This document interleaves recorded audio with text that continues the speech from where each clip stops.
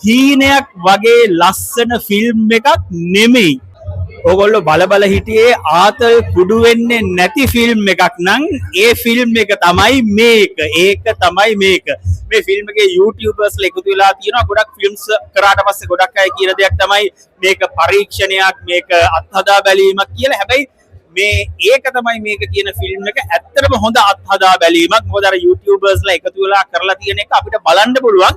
ඒ වගේ කට්ටියක් එකතු වුණාම ඔඩියන්ස් එකට මොන වගේ ඉම්පැක්ට් එකක් කරන්න පුළුවන් කියලා. ඒ වගේම විවාහය පිළිබඳව ප්‍රියාගේ හාල්පොල් නියමය මොකක්ද කියලා දැනගන්න ඕන නම් ඒකටත් මේ ෆිල්ම් එක බැලුවා නම් ඕගොල්ලන්ට මේ නියමය ගැන හරි අයිඩියා එකක් එනවා. ඊට අමතරව ෆිල්ම් සෙට් එකකට ගිහාම කළ යුත්තේ මොනවාද නොකළ යුත්තේ මොනවාද කියන එක ගැනත් මේ ෆිල්ම් එක බැලුවම දැනගන්න පුළුවන්. ඒ වගේම මේ ගෑනු ළමෙක් ඔයාට බූට් එකක් තියන්න ලං වෙද්දි ඒ ගෑනු ළමයා කරන්නේ මොනවාද කියලා දැනගන්න ඕන නම් ඒත් මේ ෆිල්ම් එක බලන්න පුළුවන්. මේ ෆිල්ම් එකේ එහෙම ගෑනු ළමෙක් බූට් එක තියන්න ලං වෙද්දි කරන දේවල් තියෙනවා.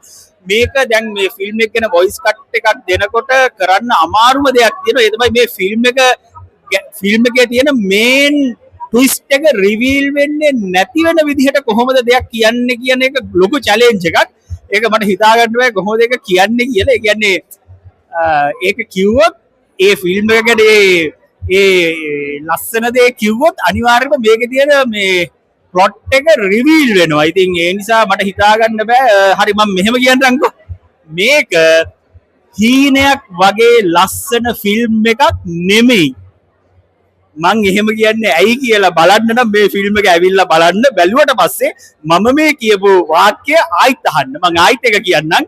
මේක හීනයක් වගේ ලස්සන ෆිල්ම් එකක් නෙමෙයි. මොකද මං එහෙම කියන්නේ ඇත්ත කතාව හරියට කිව්වොත් ඒ ඇත්ත වාක්‍ය හරියට කිව්වොත් මේ ෆිල්ම් එකේ තියෙන ලස්සනම ප්ලොට් එක රිවීල් වෙනවා. ආතල් කුඩු වෙන්නේ නැති ෆිල්ම් එකක් එනකන් බලන් හිටපු අයට බලන්න පුළුවන් හොඳ ෆිල්ම් එකක්. ඉතින් ඒ ෆිල්ම් එක තමයි මේක. ඒක තමයි මේක.